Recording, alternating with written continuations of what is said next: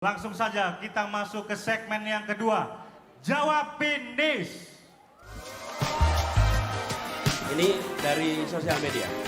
Dari Pertanyaan sosial media. Dari sosial media. Oke. Baik Mas Anies, ini ada satu pertanyaan. Jadi dari dulu sampai sekarang masalah yang selalu muncul itu soal guru honorer. Saat ini guru honorer belum dihargai dengan layak. Bahkan ada yang pendapatannya di bawah 300.000 per bulan. Ya.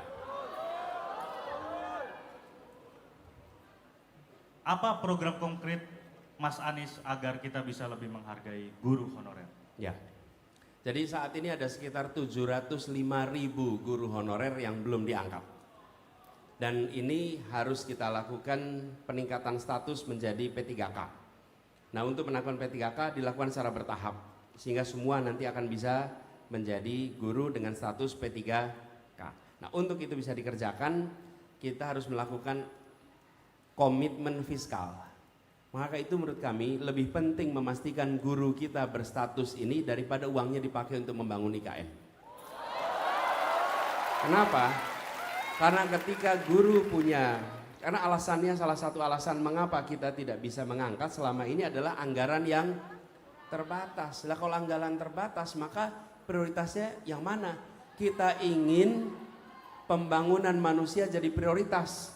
Dan kalau bangun menjadi prioritas artinya guru harus bisa konsentrasi mengajar. Bagaimana bisa konsentrasi mengajar kalau pendapatannya tidak jelas? Nah itu sebabnya, tapi menyelesaikannya tidak mungkin 700.000 itu langsung, harus dikerjakan bertahap. Dikerjakan bertahap sehingga semua masuk. Dan dengan begitu nanti kita bisa juga sebaliknya, publik lewat pemerintah menuntut guru untuk kinerjanya baik. Menuntut guru untuk bisa mengajar dengan konsentrasi yang penuh sehingga nanti kualitas pendidikan kita akan meningkat. Jadi kami melihat itu ingin kita lakukan. Yang kedua, kita tidak ingin membedakan lagi swasta dan negeri. Kenapa? Jadi begini Bapak Ibu, banyak guru swasta honorer diangkat P3K lalu dipindah ke sekolah negeri. Sementara dia mengabdi sekolah swasta. Pertanyaan sederhana, apakah anak sekolah negeri dan sekolah swasta berasal dari warga negara yang berbeda? Tidak. Bayangkan ada satu keluarga, anaknya sebagian di sekolah negeri, sebagian di sekolah swasta. Kenapa perlakuan negara berbeda? Toh orang tuanya membayar pajak yang sama. Betul tidak? Karena itu guru yang diangkat menjadi P3K di sekolah swasta, kita akan ubah aturannya tetap berada di sekolah swasta itu dan mendidik anak-anak kita. Jadi dengan begitu yang dapat guru-guru berstatus tegas atau jelas bukan hanya negeri tapi juga swasta. Toh semuanya mendidik anak Indonesia. Gitu kira-kira. Siap. 2 menit ya. 2 menit. Yuk. Pas. Oke, kita masuk. Jadi begini nih, Pak. Setiap tahun ajaran baru, murid dan ortu pusing nyari sekolah gara-gara sistem zonasi. Sistem zonasi ini bikin orang-orang pada rebutan sekolah nih, Pak. Sampai-sampai ada ortu yang bawa meteran buat ngukur jarak rumah sama sekolah. Ortunya nggak punya Google. Google Map tuh. Nah, apa gagasan Bapak buat sistem zonasi? Apakah mau meneruskan atau menghapus atau mau diapakan Pak? Pusing ini tiap tahun ribet cari sekolah. Ya gini, zonasi dan problem zonasi itu simptom, gejala. Akar masalahnya adalah jumlah sekolah dan kualitas sekolah yang tidak setara. Betul tidak? Selama jumlah itu tidak ditambah, maka kita akan selalu mengalami masalah ini. Jadi kami melihat perlu memastikan jumlah bangku sekolah itu sama antara jenjang SD, SMP, dan SMA. Jangan bentuknya seperti piramid, makin tinggi makin sedikit bangkunya. Kalau makin sedikit bangkunya makin timbul masalah itu. Yang kedua, libatkan swasta di dalam proses rekrutmen siswa. Ini Jakarta mungkin menjadi kota pertama yang negeri dan swasta satu sistem penerimaan PPDB. Penerimaan siswa baru itu negeri dan swasta masuk satu sistem. Jadi kita mengundang sekolah-sekolah swasta untuk masuk dalam sistem sama supaya pilihan siswa itu lengkap. Bukan hanya sekolah negeri tapi sekolah swasta. Nah, sekolah swasta yang ikut di dalam program ini, mereka justru dapat dukungan supaya fasilitasnya sama dengan sekolah negeri. Dengan begitu, sekolah swastanya meningkat kualitasnya, sekolah negerinya juga tidak mendapatkan beban, dan kita sama-sama memfasilitasi semua anak. Sehingga zonasi ini tidak menjadi sesuatu yang mengkhawatirkan. Ini akar masalahnya harus diselesaikan. Kalau tidak, kita hanya otak-atik urusan zonasi yang nggak pernah selesai. Bereskan akar masalahnya sehingga gejalanya akan hilang. Gitu kira-kira solusinya. Luar biasa. Mas Anies masih siap ini? Siap, Belum siap. Pertanyaan ini. Mau peregangan dulu nggak? Aman, aman. Aman, aman. Siap. Kita masuk ke pertanyaan selanjutnya Mas Anies. Kita mau ngomongin soal kurikulum ini Mas Anies. Setiap kali ganti menteri pasti ganti kurikulum. Apa Bapak akan melanjutkan tradisi ini dengan mengganti kurikulum saat ini? Yakni kurikulum merdeka dengan kurikulum baru saat menjadi presiden nanti? Apakah Bapak juga akan menghentikan Merdeka Belajar? Gini, ini satu problem yang dialami sampai sudah obrolan semua komponen masyarakat. Ganti menteri, ganti kurikulum. Jadi kami tidak berminat untuk otak-atik kurikulumnya. Saya seringkali menganalogikan begini. Seperti kita memanah, meleset terus panah kita. Apa yang kita kerjakan? Yang kita kerjakan mengganti busurnya, mengganti anak panahnya. Tapi pemanahnya tidak pernah dilatih untuk memanah yang lebih baik. Jadi menurut hemat kami, kurikulum yang ada boleh disempurnakan, tapi tidak usah diganti total. Karena kalau ganti total, nanti yang repot gurunya, sekolahnya, seluruhnya sih repot. Apapun kurikulumnya, tingkatkan kompetensi gurunya, tingkatkan kompetensi kepala sekolahnya. Kurikulum yang sekarang ada, bila ada kekurangan lakukan penyempurnaan. Dan bila ada hal administratif yang merepotkan, koreksi hal administratif itu. Sehingga tidak membebani. Dan jangan seragamkan seluruh universitas. Jangan seragamkan semua sekolah. Berikan ruang.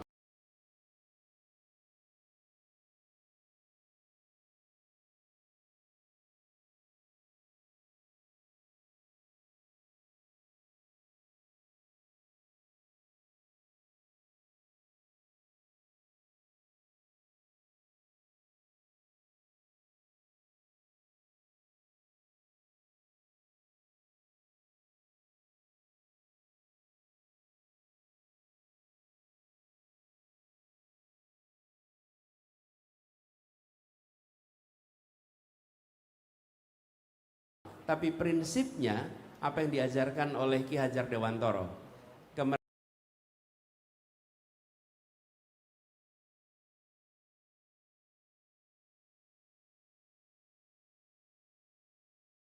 bisa 6 tahun prosesnya. Kenapa 6 tahun? Karena mulainya dari SD kelas 1, yang kelas 2, kelas 3, kelas 4 nggak diganti kurikulumnya. Yang kelas 1, lalu dia naik kelas 2, naik kelas 3, sampai kelas 6 baru itu kurikulum baru itu terlaksana. Di kita kalau mau mengganti kurikulum itu seluruhnya langsung diganti. Di banyak tempat persiapan nyusun kurikulumnya bisa 5 tahun. Bayangkan, nyusun kurikulumnya 5 tahun, melaksanakannya untuk SD sampai total 6 tahun, 11 tahun. Itu kalau di sini 2 periode presiden. Betul nggak tuh? Karena kalau pendidikan itu perlu periode yang panjang. Teman-teman tahu World Economic Forum? Tahu ya, minggu lalu ada World Economic Forum di Davos. World Economic Forum itu diselenggarakan setiap tahun. Setiap tahun sekali ada World Economic Forum. Sekarang saya tanya, kalau World Education Forum tiap kapan diselenggarakan? Ada yang tahu? tiap 15 tahun sekali. Oke? Tahun 2000, 2015, 2030, 2045, 2060. Jadi pertemuan pendidikan dunia itu 15 tahun sekali. Disepakati, lalu 15 tahun dijalani. Kalau World Economic Forum ketemunya setahun sekali. Sekali bikin, habis itu pulang pada bikin kebijakan-kebijakan. Berbagai, karena bisa diubah cepat. Tapi kalau pendidikan tidak. Karena itu jangan diotak-atik seperti kita ngotak-atik kebijakan ekonomi. Siapkan dengan benar, koreksi yang kurang, tapi jangan bongkar pasang, insya Allah pendidikan kita akan maju. Itu jawabnya.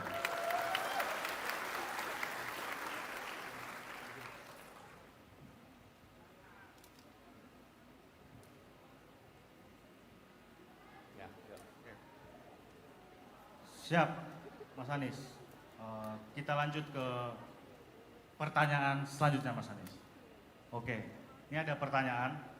Pak, skor PISA Indonesia ini masih tergolong rendah. PISA ini harus dijelaskan nggak singkatannya nih, Mas? Kira-kira. Nggak usah ya, Mas. Mas Anies kan profesor, S3. Mas, mau ngece Mas. Ya. Oke. Jadi skornya memang tidak 11 dari 100. Tapi tetap saja skor PISA kita rendah, Pak. Saya mau nanya konkret aja nih, Pak. Apa yang akan Bapak lakukan untuk meningkatkan skor PISA Indonesia? Ya, jadi gini, peningkatan skor PISA ini tidak bisa hanya dikerjakan oleh sekolah saja. Tapi kita harus memperluas. Ada bahkan istilah it takes a village to raise a kids. Diperlukan kerja bersama. Jadi di pendidikan kita melibatkan orang tua, melibatkan lingkungan, lalu yang tidak kalah penting itu memastikan bahwa guru dan kepala sekolah kompetensinya ditingkatkan, sehingga nanti ujungnya adalah pada kinerja siswa. Bukan hanya siswanya saja, tapi orang tua, guru, kepala sekolah. Dan teman-teman, dulu ketika saya bertugas di Kementerian Pendidikan, salah satu hal yang kami lakukan adalah membuat pendidikan orang tua sebagai bagian dari kegiatan Kementerian Pendidikan. Karena orang tua itu pendidik pertama, terutama, terpenting, tapi paling tidak tersiapkan. Dan orang tua tidak tahu kemana harus merujuk ketika sampai kepada materi pendidikan untuk anak-anaknya. Karena itu dibuatlah Direktorat Pendidikan Keorangtuaan. Sayang direktorat ini kemudian hilang di periode berikutnya. Nah, kita ingin agar pendidikan orang tua disiapkan dengan baik supaya bisa mensupport. Ujungnya nanti kinerja anak. Dan PISA ini jangan hanya rankingnya yang naik, ranking dunianya, tapi yang naik skornya yang naik. Gitu jawabnya. Siap, Mas Anies. Oke, tepuk tangan dulu dong untuk Mas Anies. Kurang kenceng ini tepuk tangannya. Tepuk tangan sekali lagi, Yogyakarta. Oke, kita masuk ke pertanyaan terakhir di segmen 2 ini, Mas Anies. Ini ada pertanyaan, Pak, selain ada musim belimbing, juga ada yang namanya musim ngeributin LPDP. Ributinya macam-macam, Pak. Mulai dari harus pulang atau boleh tinggal di luar. Sampai ribut soal apakah nanti kalau ganti presiden bakal dilanjutkan atau tidak. Nah, kita mau dengar langsung dari Mas Anies, apa yang akan Mas Anies lakukan untuk LPDP? Ada yang berminat nggak dapat LPDP di sini? Pengen dapat LPDP ya?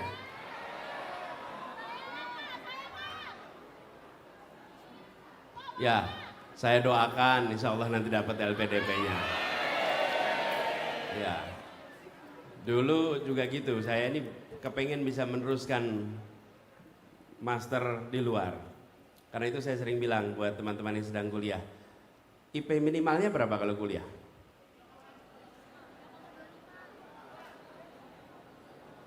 Nih, IP minimalnya, usul saya, IP minimalnya lihat persyaratan beasiswa. Kalau persyaratan beasiswanya itu IP-nya X, maka Anda harus dapat IP di atas itu. Tidak usah yang sempurna, yang penting di atas itu. Jadi dengan begitu nanti kalau daftar LPDP tidak ditolak karena IP. Paling nggak enak ditolak karena IP karena nggak bisa kembali lagi ke kampus untuk minta IP yang lebih tinggi. Nah gini, LPDP ini penting untuk diteruskan dan pemerintah harus meneruskan komitmen mengalokasikan anggaran untuk LPDP supaya makin banyak anak-anak kita yang bisa berangkat dengan program LPDP. Lalu yang kedua, program LPDP ini tidak boleh membebani mereka yang mendaftar. Jadi ketika mereka mendaftar program ini dan diterima, maka sepenuhnya biaya itu harus ditanggung oleh penyelenggara LPDP. Kalau tidak, banyak anak-anak kita yang sebenarnya diterima tapi nggak bisa meneruskan. Biaya tes TOEFL-nya mahal, biaya tes IELTS-nya mahal, biaya GMAT-nya mahal, biaya GRE, betul tidak? Jadi menurut hemat kami, kalau sudah diterima LPDP maka biaya tes itu termasuk dalam tanggung jawab LPDP. Supaya betul-betul membantu. Kita ini kalau ngasih beasiswa jangan separuh-separuh. Kalau ngasih beasiswa separuh-separuh itu namanya meratakan penderitaan. Dibebaskan betulan, dibantu betulan. Jadi kemudian tentang alokasi anggarannya disiapkan dari negara dan pilihan bidangnya harus dikembangkan lebih luas lagi. Kenapa? Karena kita membangun Indonesia itu bukan hanya di beberapa sektor. Banyak sebetulnya sektor kebudayaan, sektor kesenian, sektor olahraga yang seringkali tidak jadi prioritas dalam pemberian beasiswa. Padahal itu semua adalah bidang-bidang yang penting juga untuk Indonesia. Jadi jangan sampai bidang yang dianggap penting itu hanya bidang yang terkait dengan perekonomian. Tidak semua urusan itu urusan uang dan kesejahteraan dari ukuran uang. Tapi kita menggunakan LPDP untuk memajukan kebudayaan kita, memajukan peradaban kita. Itu sebabnya saya juga melihat LPDP itu bisa digunakan untuk kegiatan kebudayaan, kegiatan kesenian, sehingga dana ini betul-betul bisa memajukan pendidikan, dan memajukan pendidikan artinya memajukan kebudayaan kita. Gitu jawabnya.